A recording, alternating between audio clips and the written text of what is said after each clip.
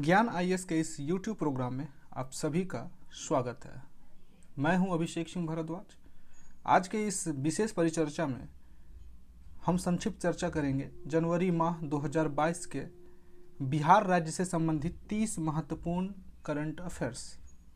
तो देर न करते हुए आइए शुरू करते हैं। पहला प्रश्न है, गांधी मैदान में आयोजित गणतंत्र दिवस 2022 समारोह में किस झांकी को पहला स्थान प्राप्त हुआ है? हमारा विकल्प है महिला व बाल विकास निगम, मद्य निषेध उत्पाद व निबंधन आयोग, विकल्प सी उपेंद्र महारथी शिल्प अनुसंधान संस्थान, विकल्प डी बिहार शिक्षा परियोजना परिषद। विकल्प ई हम बार बार साउंड नहीं करेंगे, आप ध्यान से देखते रहें। इस सवाल का जवाब है विकल्प डी बिहार शिक्षा परियोजना परिषद। 73वें गणतंत्र दिवस के मौके पर 26 जनवरी को पटना के गांधी मैदान में राज्यपाल फागू चौहान ने ध्वजारोहण किया। इसके पश्चात इस गणतंत्र दिवस में जितनी भी झांकी निकाली गई थी, उन झांकियों में से पहला स्थान जिनको मिला है वह है बिहार शिक्षा परियोजना परिषद। यदि दूसरा स्थान पूछा जाए तो आपका विकल्प सी सही जवाब होगा, उपेंद्र महारथी शिल्प अनुसंधान संस्थान।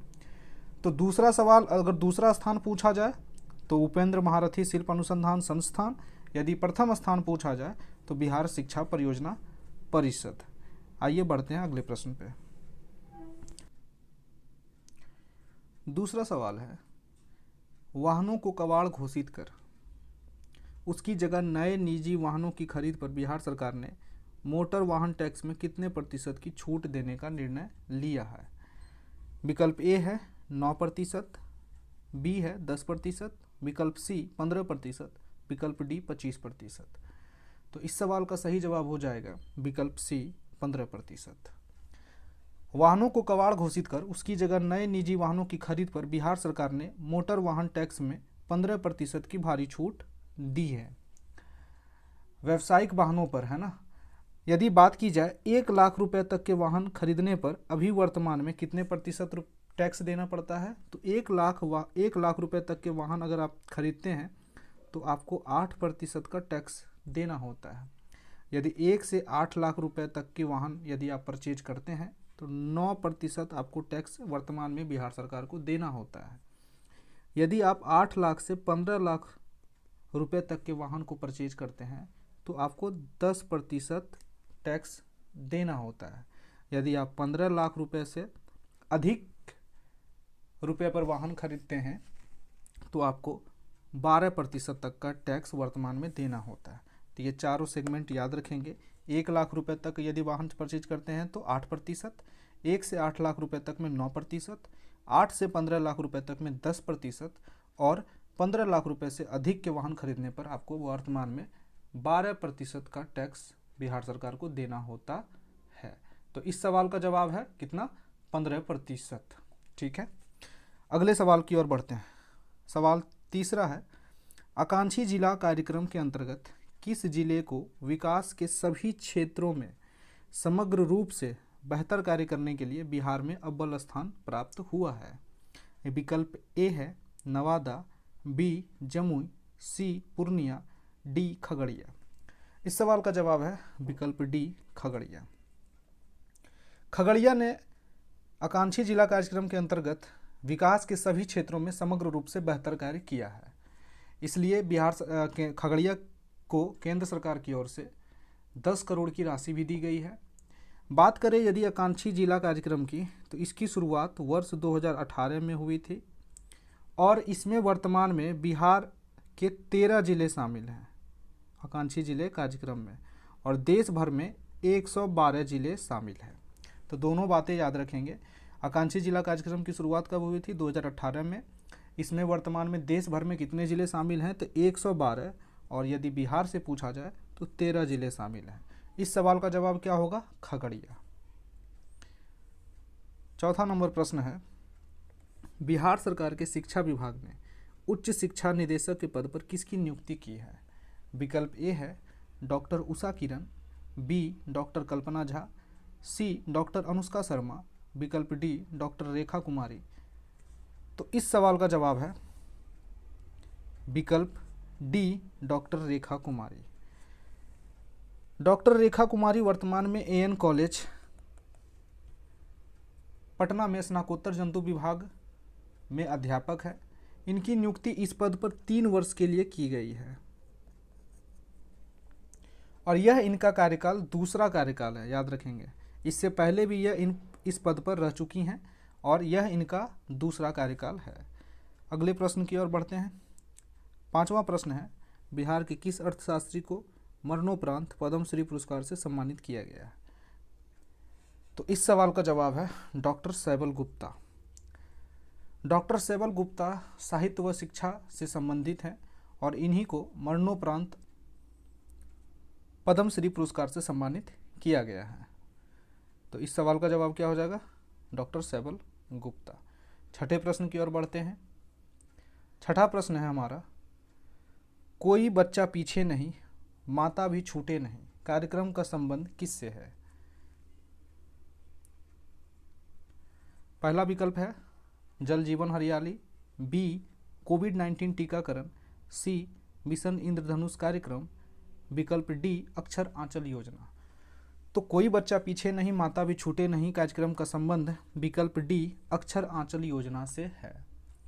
महादलित, दलित, अल्पसंख्यक व अति पिछड़े वर्ग के जो बच्चे होते हैं व उनकी माताएं, उनमें शिक्षा की मजबूती के लिए इस कार्यक्रम की शुरुआत की गई है। वर्ष 2018 में बिहार राज्य की शिक्षा विभाग और एक संस्था है प्रथम, इन दोनों में समझौता हुआ था इस योजना के लिए, इस कार्यक्रम के लिए। अगला प्रश्न, हाल ही में चर्चा में रहा ओढ़नी डैम बिहार के किस जिले में स्थित है? विकल्प ए जमुई, बी बांका, सी नवादा और डी मुंगेर। तो इस सवाल का जवाब है विकल्प बी बांका। बांका में ओढ़नी डैम स्थित है और इस डैम की खासियत है कि ये गोवा की जो बीच होती है उनकी फीलिंग्स आपको ओढ़नी डैम के आसपास आती है। तो ये बहुत ही चर्चा में रहा था हाल ही में समाचारों में। तो इस सवाल का जवाब क्या है? विकल्प बी बांका। 8वां प्रश्न, कृषि उत्पादों की जांच तथा राष्ट्रीय व अंतर्राष्ट्रीय निर्यातों के लिए जरूरी बिहार का पहला NABL लैब, बहुत ही महत्वपूर्ण है यह, किस विश्वविद्यालय में स्थापित किया जा रहा है?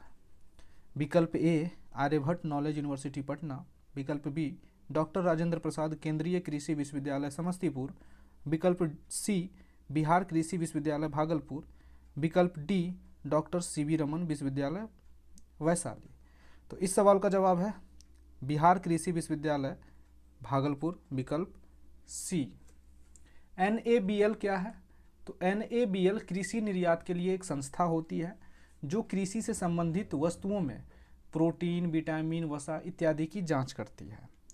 अभी वर्तमान में देखा जाए तो NABL लैब बिहार में नहीं थी, वर्तमान में तो है लेकिन इससे पहले नहीं थी। इससे पहले कहाँ थी? तो सीधा कोलकाता में थी, अगर बिहार के आसपास बात की जाए तो। इसकी जांच के लिए लोगों को, संस्था को, किसानों को कहाँ जाना होता था? कोलकाता। अब यह जो लैब है वो स्थापित हो गई है भागलपुर में ही, इससे किसानों को और संस्थाओं को आसानी होगी। अगला प्रश्न, बिहार कोटे से किस व्यक्ति को सामाजिक कार्य के लिए पद्मश्री पुरस्कार 2022 से सम्मानित किया गया है? विकल्प ए माधुरी बर्थवालो, विकल्प बी नालिनी अस्थाना, विकल्प सी आचार्य चंदना जी, विकल्प डी आचार्य शौकर जानकी। इस सवाल का जवाब है विकल्प सी आचार्य चंदना जी। बहुत ही महत्वपूर्ण प्रश्न है यह। आचार्य चंदना जी का जन्म महाराष्ट्र में हुआ था और यह महाराष्ट्र से संबंधित है। इनके बचपन का नाम या बचपन के नाम की बात की जाए तो वह है शकुंतला, नाम याद रखेंगे। इन्होंने मात्र 14 वर्ष की उम्र में गृह त्याग किया और जैन धर्म में दीक्षित हो गए। जैन धर्म में इन्होंने दीक्षा ले लिया। इन्होंने 1974 में एक संस्था स्थापित की थी जिसका नाम है वीरायतन, याद रखेंगे इस संस्था को, वीरायतन। वीरायतन 2 शब्द से मिलकर बना है, वीर और आयतन। वीर का अर्थ होता है भगवान महावीर और आयतन का अर्थ होता है पवित्र स्थान। तो इन दोनों सवालों को, इन दोनों पॉइंटों को आप याद रखेंगे। वीरायतन नामक संस्था किन्होंने स्थापित करी थी? तो आचार्य चंदना जी ने।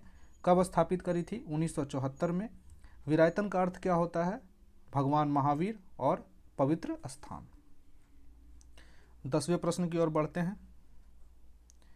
10वां प्रश्न है हमारा, बिहार के वैशाली जिले में जन्म लेने वाले या जन्म और टोक्यो पैरालंपिक 2020 में देश के लिए गोल्ड जीतने वाले प्रमोद भगत को, ये नाम याद रखेंगे, किस राज्य के कोटे से पद्म श्री पुरस्कार 2022 से सम्मानित किया गया है?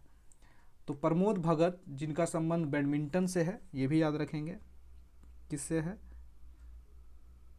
बैडमिंटन से है।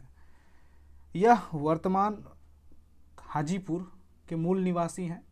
इनको इससे पहले अर्जुन पुरस्कार से भी सम्मानित किया जा चुका है। तो विकल्प ए है उड़ीसा, झारखंड, बिहार और पश्चिम बंगाल। इस सवाल का जवाब है उड़ीसा। प्रमोद भगत को उड़ीसा राज्य के कोटे से पद्म श्री पुरस्कार 2022 से सम्मानित किया जा चुका है। बहुत ही महत्वपूर्ण प्रश्न है यह। अगला प्रश्न, पिछड़े वर्गों के लिए राज्य आयोग बिहार का अध्यक्ष किसे नियुक्त किया गया है? बिहार इन द सेंस कि किस राज्य के पिछड़े वर्ग आयोग की बात हो रही है? तो याद रखेंगे बिहार राज्य के पिछड़े वर्ग आयोग की बात हो रही है। विकल्प ए है चंचल कुमार, विकल्प बी है राज प्रताप मंडल, विकल्प सी है संजय कुमार, विकल्प डी है सुरेश प्रसाद शर्मा। इस सवाल का जवाब होगा विकल्प सी, संजय कुमार। पटना हाईकोर्ट के सेवानिवृत्त न्यायाधीश न्यायमूर्ति संजय कुमार 5 जनवरी से 3 वर्ष के लिए पिछड़े वर्ग आयोग का अध्यक्ष नियुक्त हुए हैं। तो यह बहुत महत्वपूर्ण सवाल रहेगा आने वाले एग्जाम में। अगला प्रश्न है, वाल्मीकि टाइगर रिजर्व वर्ष 2020-21 में बाघों की गणना के लिए टाइगर लगाए गए कैमरा ट्रैप में कितने बाघ और कितने शावक होने की पुष्टि वन प्रशासन ने की है? विकल्प ए है 35 बाघ और 7 शावक, बी 33 बाघ और 9 शावक, माफ़ करें बाघ है ना, विकल्प सी 45 बाघ और 8 शावक, विकल्प डी 33 बाघ और 7 शावक। तो इस सवाल का जवाब हो जाएगा विकल्प सी 45 बाघ और 8 शावक। दरअसल 2018 की रिपोर्ट को देखें तो 2018 में इसकी संख्या थी 33 और 7। शावक मीन्स क्या होता है? जो बाघ के छोटे छोटे बच्चे होते हैं। तो 2018 में इनकी संख्या 33 थी और 7 शावक थे। 2018 में 45, 2018 की तुलना में 2021 में 45 बाघ और 8 शावक बढ़े हैं। 1.5 गुना की वृद्धि देखी गई है। ये भी याद रखेंगे कितने गुना की वृद्धि हुई है? 1.5 गुने की वृद्धि देखी गई है। अगला प्रश्न, बिहार में स्मार्ट मीटर लगाने पर बिजली बिल में कितने प्रतिशत छूट देने का निर्णय लिया गया है? विकल्प ए 2%, बी 3%, सी 4% और डी 10%। इस सवाल का जवाब होगा विकल्प ए 2%। दरअसल इसमें फेरबदल हुआ है। पहले जो प्रतिशत छूट दी गई थी वो 3% थी पहले, लेकिन इसमें बिजली विभाग ने फेरबदल करके इसे 2% कर दिया है। 1% का अतिरिक्त छूट उन ग्राहकों को मिलेगा जो ऑनलाइन पेमेंट करेंगे। यदि आप बिजली भुगतान ऑनलाइन करते हैं तो आपको 1% की अतिरिक्त छूट मिल जाएगी, यानी आपको छूट मिलेगी 3% की। लेकिन यदि आप ऑनलाइन पेमेंट नहीं करते हैं तो 2% की छूट ही दी जाएगी। अगला प्रश्न, बिहार का दूसरा टाइगर रिजर्व किस जिले में बनाया गया है? पहला विकल्प है कैमूर, बांका, जमुई और विकल्प डी कुछ भी हो सकता है जो आगे लिखा होगा। तो इस सवाल का जो जवाब है वो है विकल्प ए कैमूर। याद है आपको कि बिहार का जो पहला टाइगर रिजर्व है वो क्या है? Valmiki tiger reserve. उसका नाम क्या है? Valmiki tiger reserve. अब बिहार में दूसरा टाइगर रिजर्व बनाया जा रहा है, जो कहाँ बनाया जा रहा है? कैमूर में। तो ध्यान रखेंगे और बहुत ही महत्वपूर्ण प्रश्न बन सकता है एग्जाम में। अगला प्रश्न देखते हैं, राजधानी पटना की तर्ज पर बिहार के कितने जिले, याद रखेंगे यहाँ छूट गया है, जिले और शहरों में रिंग रोड का निर्माण किया जाएगा? विकल्प ए है 3, विकल्प बी 5, विकल्प सी 8 और विकल्प डी 7। तो इस सवाल का जवाब होगा विकल्प बी 5। 5 में से 3 जो जिले हैं या शहर हैं वो है गया, भागलपुर और मुजफ्फरपुर। 2 शेष रह चुके हैं जिनका नाम आगे चयन किया जाएगा। तो 5 में से 3 का नाम आपको पता चल गया, गया, भागलपुर, मुजफ्फरपुर, और 2 जो हैं वो शेष बचे हुए हैं। शेष यानी उनका चयन अब बाकी है, कौन से जिले या कौन से शहर में या रोड का निर्माण किया जाएगा। बात करें पटना रिंग रोड, तो इसका निर्माण 15,000 करोड़ की लागत से किया जा रहा है। इसकी कुल लंबाई जो होगी वो 138 किलोमीटर के लगभग होगी। ठीक है, अगला प्रश्न देखते हैं। किस नदी पर प्रस्तावित, बहुत ही इंपॉर्टेंट प्रश्न रहेगा, और लगभग 2 दशक से लंबित राज्य की सबसे बड़ी पनबिजली परियोजना डगमारा को उत्पादन लागत अधिक होने के कारण बंद कर दिया गया है? विकल्प ए है कोसी, विकल्प बी सोन, विकल्प सी बूढ़ी गंडक, विकल्प डी कर्मनासा। तो इस सवाल का जवाब होगा विकल्प ए कोसी। डगमारा जल विद्युत परियोजना बिहार के सुपौल जिले में स्थित है। किस जिले में है? सुपौल जिले में स्थित है। यहाँ 7.65 मेगावाट की 17 यूनिट बननी थी। ठीक, कितनी बननी थी? 17 यूनिट बननी थी, और कुल उत्पादन होना था 130 मेगावाट बिजली का। लेकिन कारण क्या है बंद होने का? बिजली विभाग की तरफ से बताया गया कि 10 करोड़ रुपए खर्च अधिक हो रहा है प्रति मेगावाट उत्पादन करने में। इस कारण से इस डगमारा जल विद्युत परियोजना को बंद कर दिया गया। यानी उत्पादन लागत काफ़ी अधिक हो रहा था, खर्च बहुत ज़्यादा थे, जिससे फिर बिजली बिल की संख्या, बिजली बिल में भी वृद्धि देखने को मिलती। तो इसलिए इस जल विद्युत परियोजना को बंद कर दिया गया। आप याद रखेंगे कि डगमारा जल विद्युत परियोजना किस जिले में है? तो वह है सुपौल में। ठीक है, और किस नदी पर है?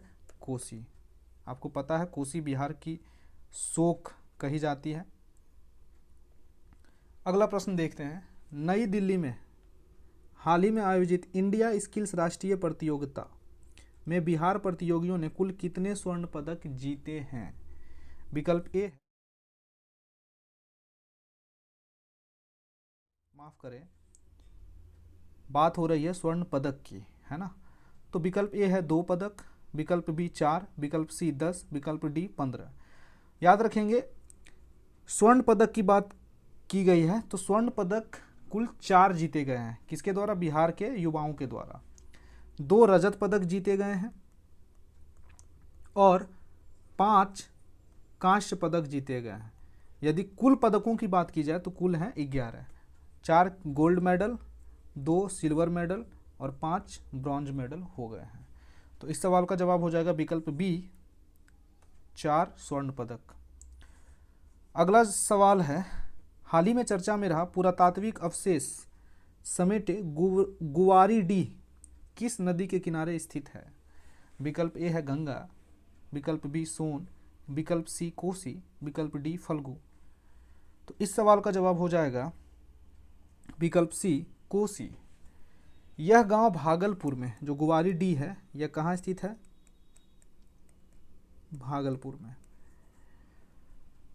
स्थित है। और इस गुवारीडीह गांव में एक पुरातात्विक अवशेष की खोज की गई है। जैसे आप हड़प्पा सभ्यता, सिंधु घाटी सभ्यता में देखते हैं कुछ मिट्टी के बने हुए बर्तन, है ना, मिट्टी के बने हुए खिलौने इत्यादि खोजे गए हैं, उसी तरह से यहाँ भी खोजे गए हैं। हालांकि इसका एक बड़ा हिस्सा कोसी नदी द्वारा कटाव कर बहा लिया गया है। जो हिस्से शेष बच गए हैं वहाँ इसकी खोज जारी है। 19 नंबर का प्रश्न है, बिहार के किस जिले में स्थित मंदार पर्वत को मोर अभयारण्य, माफ करें ये गलती हो गई है, मोर अभयारण्य क्षेत्र बनाने की पहल शुरू की गई है? आप लिख लेंगे मोर अभयारण्य, है ना। तो मोर अभयारण्य बनाने की शुरुआत की गई है। विकल्प ए है आपका बांका, विकल्प बी मुंगेर, विकल्प सी जमुई, विकल्प डी समस्तीपुर। इस सवाल का जवाब हो जाएगा विकल्प ए बांका। बांका जिले में मंदार पर्वत स्थित है और इसी पर्वत पर मोर अभयारण्य बनाने की मुहिम शुरू की जा चुकी है। आइए 20वें प्रश्न की। अगला प्रश्न है, बिहार सरकार के अधीन नियुक्ति के लिए विभिन्न आयोगों द्वारा ली जाने वाली जो प्रतियोगी परीक्षाएं होती हैं, उसमें बिहार के सरकारी सेवकों को राज्य सरकार की सेवा में आने के बाद अधिकतम कितनी बार शामिल होने का मौका दिया जाएगा? विकल्प ए 3 बार, विकल्प बी 4 बार, विकल्प बी सी 5 बार और विकल्प डी 10 बार। इस सवाल का जवाब है विकल्प ए 3 बार। बिहार सरकार ने क्या किया है, जो बिहार सरकार के सरकारी कर्मचारी हो जाते हैं वो फिर बिहार में जो वैकेंसी निकलती है उसमें वो अप्लाई नहीं कर सकते। वो कितनी बार अधिकतम अप्लाई कर सकते हैं? मात्र 3 बार। इस कदम को उठाने के पीछे अगर रीज़न देखा जाए तो वो है कि उनके काम में फ़र्क होता है, काम में दिक्कतें आती हैं, है ना। यदि वो फिर एग्ज़ाम की प्रिपरेशन में बैठ जाते हैं तो वो जो उनको काम दिया गया है, कार्य दिया गया, वो उसमें अपने 100% के साथ उपलब्ध नहीं हो पाते हैं। अगला सवाल, तख्त श्री हरि मंदिर जी पटना साहब के मुख्य ग्रंथी का नाम क्या था, जिनका निधन हाल ही में कृपाण से घायल होने के बाद हो गया है? और ये बहुत ही फेमस क्वेश्चन होगा। विकल्प ए है अजय सिंह, विकल्प बी भाई राजेंद्र सिंह, विकल्प सी रंजीत सिंह सोढ़ी, विकल्प डी भाई रूपेश सिंह। इस सवाल का जवाब है विकल्प बी भाई राजेंद्र सिंह।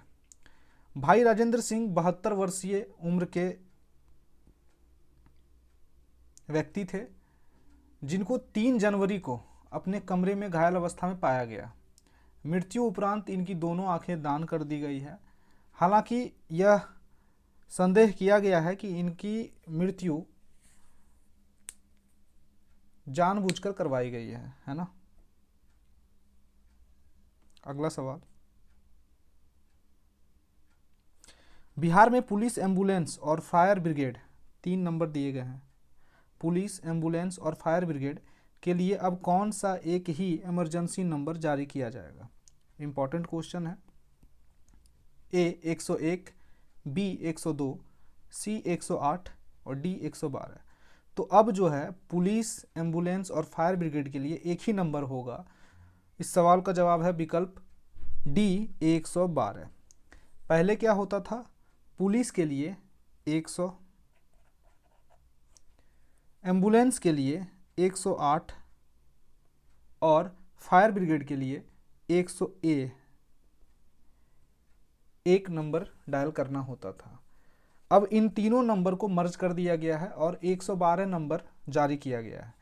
यह 112 नंबर जीपीएस से लैस है, यानी यदि आप इस नंबर पे फ़ोन करते हैं तो आपकी लोकेशन ट्रैक हो जाती है और आपकी सहायता के लिए जल्द ही कदम उठाया जाता है। शुरुआत में इसे हालांकि पायलट प्रोजेक्ट के लिए 10 जिलों में शुरू किया गया है। यदि यह 10 जिलों में सफल होता है तो आगे भी इसे बाकी जिलों में चलाया जाएगा। अब यहाँ से कुछ वन स्थिति रिपोर्ट पे प्रश्न है, देखते हैं। भारत वन स्थिति रिपोर्ट 2021 के अनुसार बिहार के भौगोलिक क्षेत्र का कितना प्रतिशत कुल वनावरण है? देखिए, टोटल फॉरेस्ट कवर पूछा गया है। यहाँ पे विद्यार्थी कंफ्यूज करते हैं कि वनावरण क्या है और वृक्षावरण क्या है। ठीक है, आपको बता दूं कि वनावरण का मतलब हो गया जो जंगल है, घने जंगल हैं, वन है ना। और वृक्षावरण का मतलब हो गया जो हमारे आसपास पेड़ पौधे होते हैं, हमारे घर के आसपास होते हैं, मैदानों में होते हैं, सड़क के किनारे होते हैं, तो वो जंगल में तो आएंगे नहीं, उनकी गणना वृक्ष में की जाती है।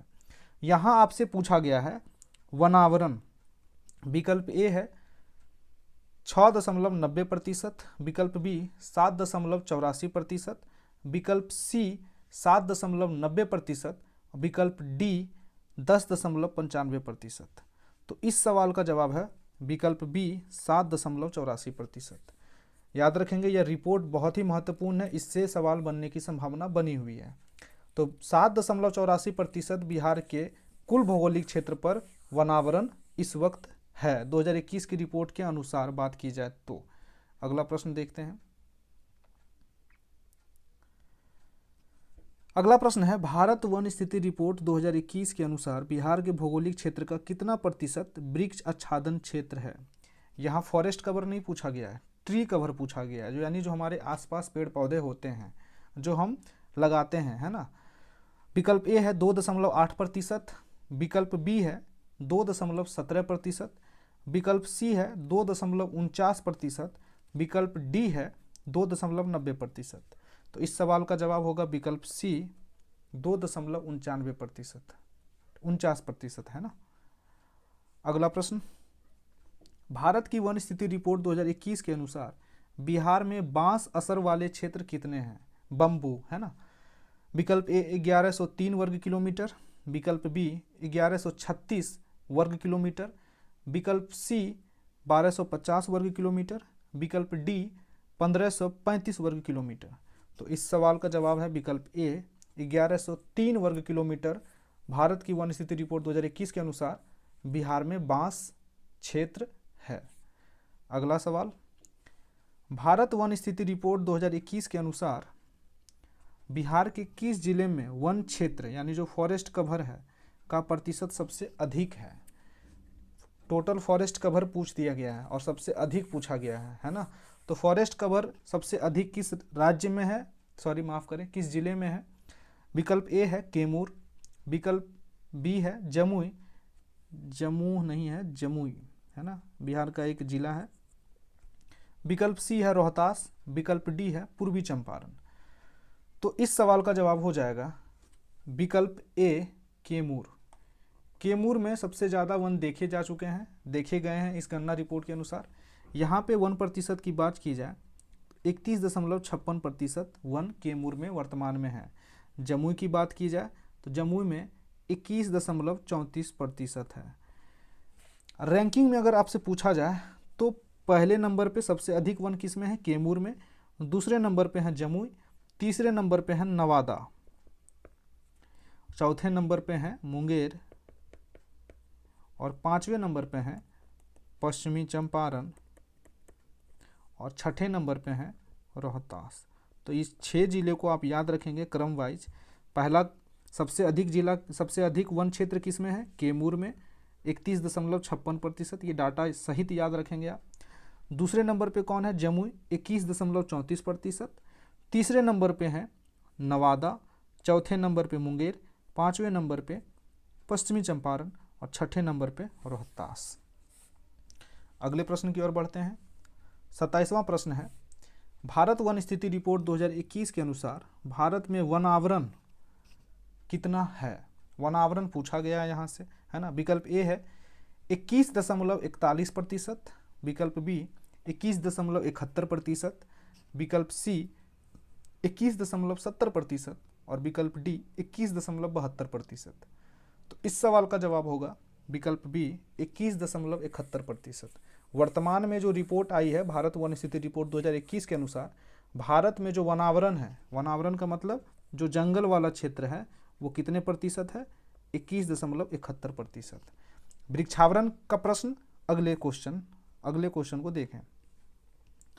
28वां प्रश्न है, भारत वन स्थिति रिपोर्ट 2021 के अनुसार भारत में वृक्षावरण कितने प्रतिशत पर है। वनावरण हमने देखा कितने पे था, 21.71%, जबकि वृक्षावरण की बात की जाए तो विकल्प ए है 2.71%, विकल्प बी 2.70%, विकल्प सी 2.91%, विकल्प डी 2.90%। इस सवाल का जवाब हो जाएगा विकल्प सी 2.91%। डाटा को याद रखेंगे और रिपोर्ट को एग्जाम से पहले जरूर देख करके जाएं, यहाँ से प्रश्न बनने की संभावना बनी हुई है। Second last question, Bharat one स्थिति रिपोर्ट 2021 के अनुसार भारत के कुल मैंग्रोव क्षेत्र में पिछले रिपोर्ट की तुलना में वृद्धि दर्ज की गई है। तो पिछला रिपोर्ट कब आया था, 2019 में। प्रत्येक 2 वर्ष पर रिपोर्ट जारी की जाती है, भारतीय वन स्थिति रिपोर्ट। तो अब जो रिपोर्ट आई है वो आई है 2021 में। तो इसके तुलना में कितनी वृद्धि दर्ज की गई है मैंग्रोव वन में? विकल्प ए है 17 वर्ग किलोमीटर, विकल्प बी है 18 वर्ग किलोमीटर, विकल्प सी है 20 वर्ग किलोमीटर और विकल्प डी है 30 वर्ग किलोमीटर। तो इस सवाल का जवाब हो जाएगा विकल्प ए, 17 वर्ग किलोमीटर की वृद्धि पिछले वन रिपोर्ट की तुलना में मैंग्रोव वन में देखी गई है इस रिपोर्ट में, है ना। और 30वां और अंतिम प्रश्न है यह, बिहार का 18वां नगर निगम किसे बनाया गया है? बहुत ही फेमस क्वेश्चन है। विकल्प है समस्तीपुर, सीतामढ़ी, जमुई और नवादा। तो इस सवाल का जवाब होगा विकल्प बी, सीतामढ़ी। सीतामढ़ी को बिहार का 18वां नगर निगम बनाया गया है। तो इस प्रकार हमने देखा जनवरी के जो 30 महत्वपूर्ण क्वेश्चंस करेंट अफेयर्स के थे जो बिहार से संबंधित थे, इसे हमने संक्षिप्त चर्चा के साथ पूरा किया।